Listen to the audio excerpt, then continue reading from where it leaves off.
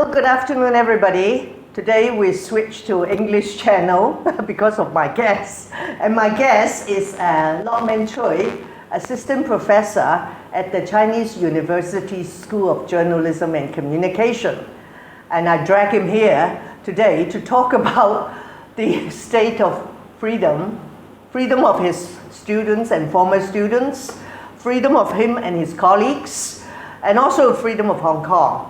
But we can't talk about all the freedoms. I wish I could, but we only have half an hour. So we'll mainly focus on freedom of expression, freedom of the press, and of course, academic freedom. So thank you very much, Lokman. Thank you for having me here. And just when I got off the bus to walk up here, I heard on the news that the Hong Kong Journalists Association just did a survey a few days ago, and they released the result. And it was about the national security law, which Beijing is intending to foist on Hong Kong. And they asked the journalists, I think they got maybe about 200 replies and so on. But they said 98% of the respondents were against the national security law. And I think over 90% of them also fear that if the law is passed and going to be foisted on Hong Kong, they will fear for their own safety. And they were also concerned about rise of self-censorship. So, as a professor of journalism, what do you think? But of course, we all remember that the president of the Chinese university signed a statement with 4 other heads of universities, not all of them, but 5 total, to say they support the national security law. I don't know what impact that would have on the school and on the academics and the students. So what do you think? Well, first of all, the university president came out with that statement, and very shortly after, I came out with my own statement, just as a simple professor. But I think it's important to let the world know that the university president doesn't represent the entire university. Who does he represent? He's in charge of the university, right? But the university, as we know it, is a community of a diverse community where people come to learn, ask questions, right, and not just to learn the correct answers. And so in that sense, the university to me are the professors and the students.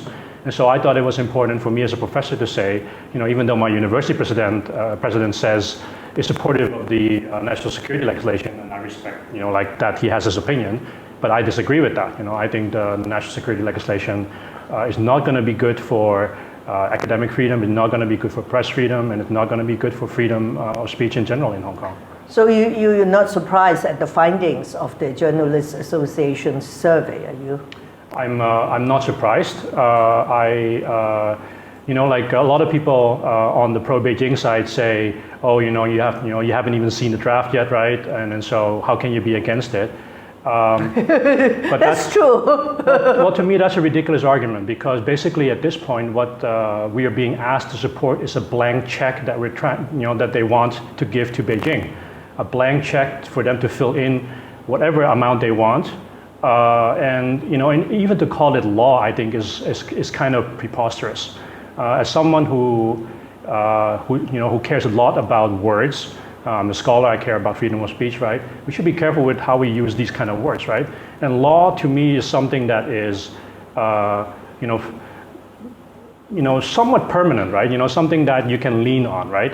But what we know from experience is that Beijing treats law as something that is flexible, that they can shape in however they want.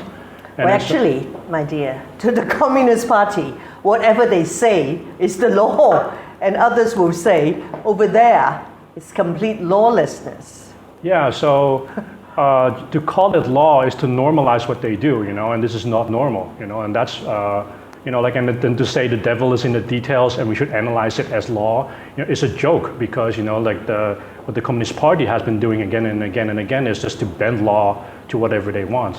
But the police and the Secretary for Security, John Lee, has said that the police are in fact working very hard to set up this new department under the police force so that once the law is enforced, first day, they will implement it. But as you rightly said, they don't even know the details. So how can the police go and set everything up? I mean, isn't it so ridiculous and so stupid? I mean, the problem with national security, and this is also, I have a problem with this term too, national security, because You don't support national security? I do think there should be national security laws in any normal society, but what we have seen in Beijing is that this term is super broad, super vague. It basically means the security of the party, not the nation. And so, like the law is there to protect the party rather than to protect the country, I would say. And so John Lee has said a lot of things. I don't think we have time to go over all that. But to say the police are preparing for it when we don't even know what's in the law. So what are they doing? But anyway, let's go back to your students and to the journalists. You said the law is bad for them. Why? It's well, as students, it's bad because on campus, I don't think we should have any topic that is taboo. Like I think in the university campus, a community where we're trying to learn, where we're trying to teach people how to think, right? How to ask questions. We should be able to ask questions. We should be able to discuss everything we want. And what we have seen over the last couple of years is that even on campus now, there are topics that are increasingly more difficult to discuss, right? Because either people are scared, or they are not allowed to talk about it? Well, not allowed is sort of like like what we've seen is that the different leaders at these institutions send signals to. What do you mean leaders? You mean the heads of the heads, the deans, and so on. They send signals to the academics, to the students. Don't talk about independence. Don't talk about self-determination. Don't talk about the Uyghurs being locked up in Xinjiang. Is that right? That's from my experience definitely the case. They told you that you should not talk about such things in class. This happens not in a legal manner, right? But this happens sort of socially, right? So like saying, like, hey, Lokman, we're telling you, don't do it. Yeah. So like, hey, better not talk about this, or or maybe you can talk about this instead. Like there are all kinds of softer ways at this point still. Yeah. Like and the concern is that when the national security law is here, that these become much harder, right? That these are becoming, that these are not just soft suggestions. Really no-go areas. Yeah, like the same way, you see topics are completely taboo in campuses on the mainland, right? Well, of course. I mean, we have one country, two systems. So we don't want to be compared to the mainland or even to Macau. I mean, I was at a webinar with Priscilla Leung a few days ago, and she kept saying, Macau has already got it, and see, it's okay. And she said it again. I said, Priscilla, we don't want, with respect, we don't want to be like Macau.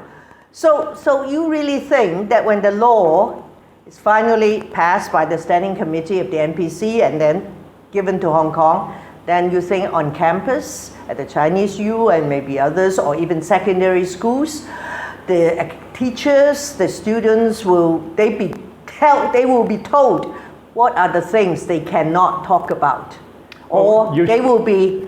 You already see this happening in the primary and secondary schools, right? Like where academic freedom is not so much important, right? Not so much big of a value, right? And then so, like at the primary and secondary schools in Hong Kong right now, you're not allowed to play songs, and so on and so on. Like this is not a quote unquote political place for students and so on, right? Not the Hong Kong anthem. And then so my concern is that in the long run, like the university will be sort of similar to these primary and secondary schools, right?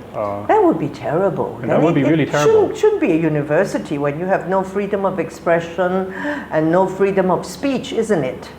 Yeah, and the whole point is, as a society, we care about asking these difficult questions because sometimes these are the right questions to ask, right? We don't know, like one of the things that history is teaching us again and again is that we're really bad at predicting the future, and so that means we need to ask some uncomfortable, tough, challenging questions to figure out what is the right way forward. And in some universities, I don't know whether it's in Hong Kong or not, in other countries or places, some of the students or the academics, they report on teachers who dare to speak the unspeakable. Yeah. It's terrible. They would take out an iPhone or something, if you're talking about independence or whatever, and then they will go to the authorities to report you and to say that maybe you should be arrested or even expelled and so on. I mean, you heard of such things, even happening in Europe or in Asia or in America. Yeah. So it is really, it's a reign of terror. Well, like a university campus should be a safe space, like where people feel comfortable and secure to explore difficult ideas. And now, it is increasingly difficult to do so, I think. But what about journalists then? I guess the things you talk about just then that apply to teachers and students will also apply to journalists. They would dare not, write about such topics, do such interviews So the one thing that scholars, academics, and journalists all have in common is that, we are all people that are in search of truth, right? Like we care about the truth. And then so journalists, press freedom always has been difficult in Hong Kong, right? It's been challenging, right, to protect press freedom in Hong Kong. Like it's not, self-censorship is not new to Hong Kong media, right? It's been going on for a long, long time, right? Because of economic reasons and so on. But what we now have is this very powerful law potentially, right, that could impact press freedom.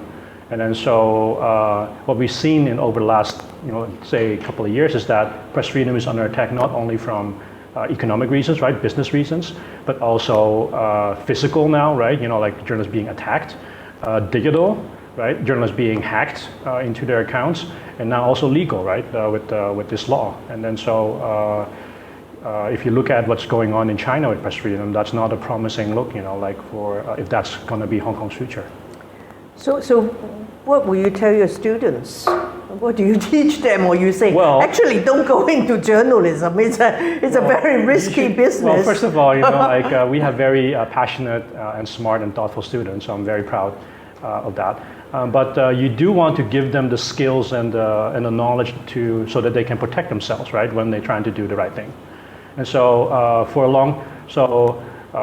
like at the school we teach the media law, right? Because traditionally most of the attacks on journalists happen through legal attacks, right, to the court. And increasingly what I'm trying to change at the school also is we need to learn we need to teach journalists how to protect themselves digitally. Because a lot of the attacks are now also happening because through mobile phone, through email, and so on. And so this is something that none of the universities in Hong Kong actually are very good at. The journalism schools at Hong Kong are very good at. I don't think anyone is now teaching courses on digital security. But like with the police, seizing mobile phones, when they arrest people, like the Chinese government, who is known to hack into email accounts from digital activists and journalists and so on.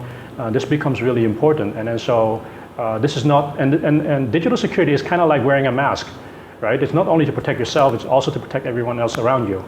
And so learning how to, and we think of speech, freedom of speech as something oftentimes that only gets worse and worse and worse, right? It's as if we cannot do anything to increase it. But what I'm hoping to teach my students is that actually, if you want to increase freedom of speech, one way to do that is to learn how to protect yourself with digital security, because that gives you the security and the safety to then be confidently to do what you want to do, right? If you're scared, if you don't feel safe, like your freedom to speech is affected.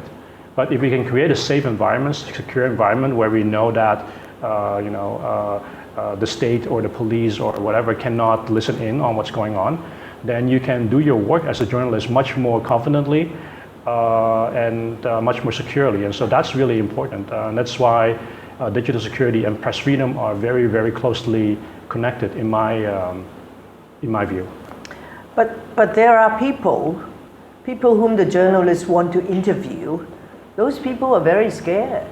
And they may not want to be interviewed, whether it's on or off the record, because they are afraid that someone will find out who it is anyway. So what do you do? How do you teach your students to overcome those problems?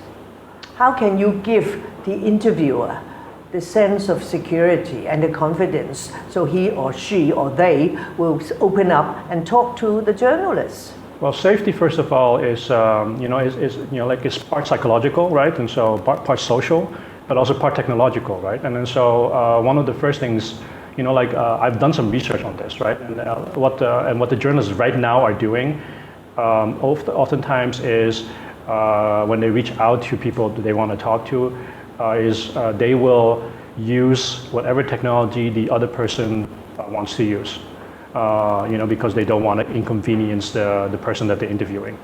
But that's oftentimes not the right way to go about it, because oftentimes, as you said, a lot of people don't know how to use secure tools, for example.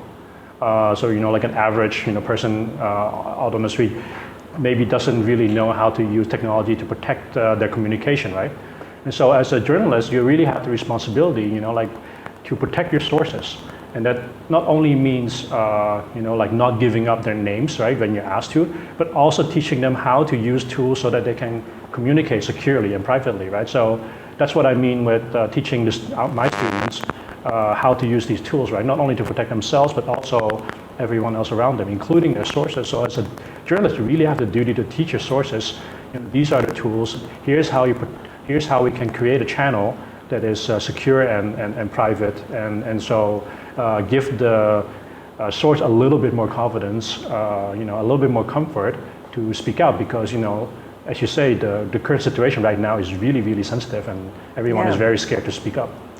But so you should work with the Journalists Association too, because those are the working journalists. Okay, you have your students, they go out to work later, but those are the working ones. So I guess many of them are not that familiar with all the things you were talking about. So, but if we have the law there, well, of course we don't know the details, but people are quite frightened.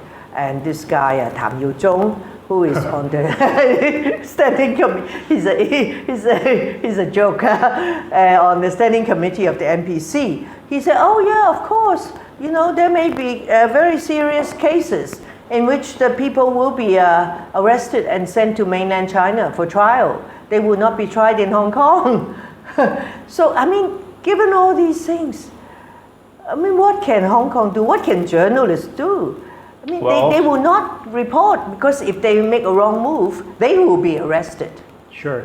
I think even pro-Beijing politicians are now arguing against Tham Yu-zhong, right? I think Regina Ip said, maybe extradition is not such a good idea. But what we can do, is raise the price, the cost of that kind of repressive measures, right? They will try to do this to us, right? They will try to continue to repress. But what we can do as Hong Kong is to make it more difficult, make it more expensive for them to do so. And I think we've been doing a really good job at that over the past year by, for example, making sure that the entire world is watching you when you do this, right? It's like when an abusive parent beats the kid, and they're doing it secretly at home, right? No one can see it. The price is relatively low, right? Because, but if you bring them out in the daylight, right, and everyone else is watching, you still want to beat me, fine, but the entire world will watch you. And that's what's going on right now, right? That's what Hong Kong has been so good at doing. And because the Communist Party has been repressing a lot of people, a lot of groups, right? And what Hong Kong has been really good at is making sure that the entire world is watching right now. Well, just then, a few hours before we started talking, the Chinese member of the Politburo, Yang Jieqi, was in Hawaii, in a military base, talking to the US Secretary of State Pompeo. And the news report said they talked for over 6 hours. That's a very long time. So I think, and of course, the whole world's watching and waiting to see what happened. What did they talk about? And the Chinese kept saying Hong Kong is internal Chinese affair. So why did you fly to America to talk to the American government about Hong Kong? So you think we're doing a good job. And then the G7, the foreign ministers of G7 countries have also issued a statement. And so you think we're not doing too badly, huh? I think we're doing really well because, honestly, I think the rest of the world really wants to pretend not to see this if they can, right? And so, oh, really, we have to say something about this. But, the G7 finally came out with a statement, right? And more different governments are now speaking up, right, and realizing also this is not just a Hong Kong problem, this is not just a China problem, this is a global problem, right? Because China, Beijing is interfering, influencing, like trying to influence, not just in Hong Kong, but everywhere else too, So in that sense, Hong Kong is only the beginning, right? It's the canary in the coal mine. And so the rest of the world would do well to look at Hong Kong and try to learn from our experience because they are next. I think they are watching. But if we go back to the national security law, one offense is interference by foreign countries and places in Hong Kong affairs. So if you keep talking to the foreigners, whether it's foreign government, whether it's the United Nations or whatever, NGOs, you may be caught by that. And someone told me yesterday, he said, oh, Emily, you'll probably be the first one of the first, not the first, to be caught because I am my party's chair of the International Affairs Committee. And the job, of course, is to talk to all the consular people, I travel, and we talk to them about the BNO and also an international lifeboat campaign. So that again it could be very serious. So you say, oh, go and talk to the international community. But if you talk more, after the laws enacted, many people would be caught. And they could even be sent to mainland China for trial. Sure. So, obviously, be careful. But the problem with foreign interference is that it's such a broad term. Yep. No one knows what it can mean, right? And at this point, Hong Kong is a completely cosmopolitan international city. I don't think anyone in Hong Kong can seriously say that, they have never, ever done anything, quote unquote, foreign or international, right? And so if you want to pin foreign on someone, you always can, right? And so the question is not, how do I not foreign interfere, The question is really just, so instead of looking at it as something really scary, because it's so vague, you might as well then just find freedom in that, right? Just say, do it and find out what happened. I can do the right thing, what you think is the right thing, but they're not gonna not come after you, if you. Yeah, that's true. Of course, I guess we just cannot be so afraid. If we are, we cannot do anything. But if you look at this law, of which the details are not reviewed, but the Secretary for Constitutional Affairs, Eric Zhang, said yesterday, if anyone who wants to stand for election to LegCo in September, and if you profess that you are against the national security law,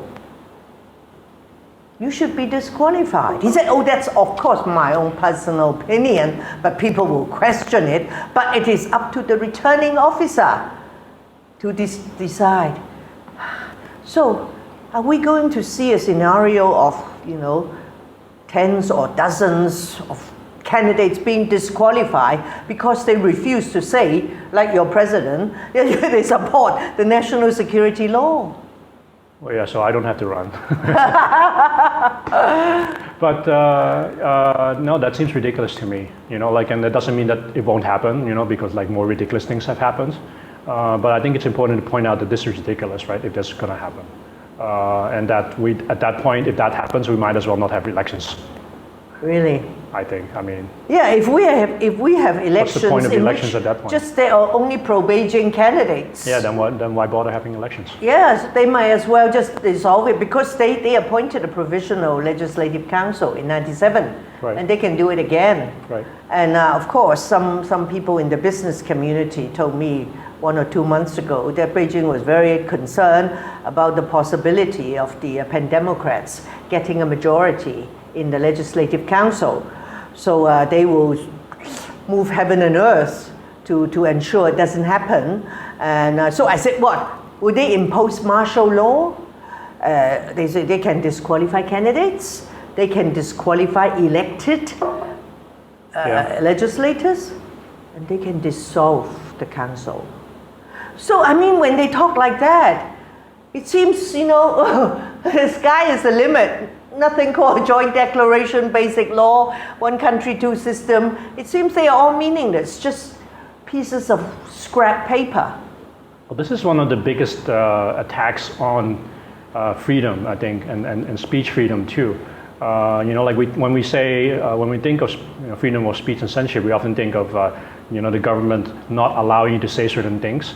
But in my view, one of the most grievous attacks on speech in the last year or so is the government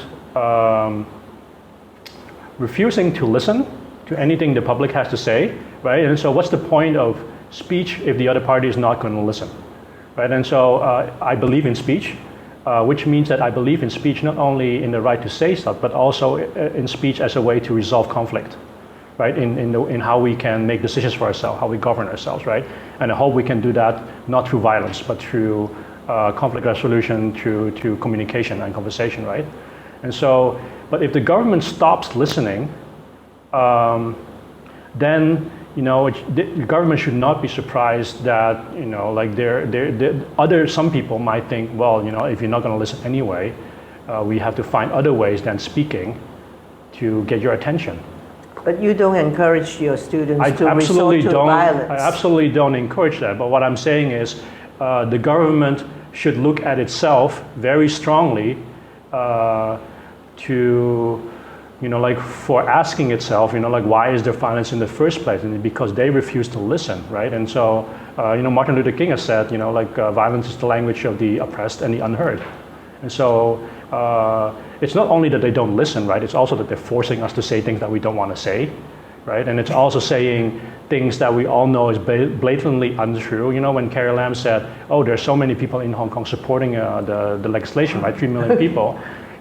That's also an attack on freedom of speech, because you're saying something so outrageous, something we know is so blatantly untrue, that it sort of like kills the conversation right there, right? It's like, okay, what else is there to say, right? If you really honestly believe that. Actually, has your university recovered from the siege last November?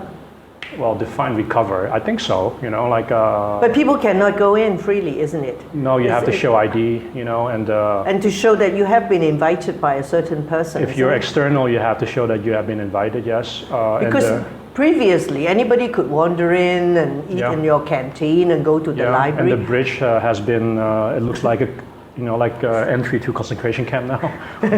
So, but you think it? But it's functioning, we're teaching again, and the students on some level feel safe again. I think that's important, because one of the concerns, of course, is that the campus needs to be an environment where students feel safe, right? So when we have this law, I don't know. I don't know whether the Americans or the international community can persuade the Communist Party to stop it.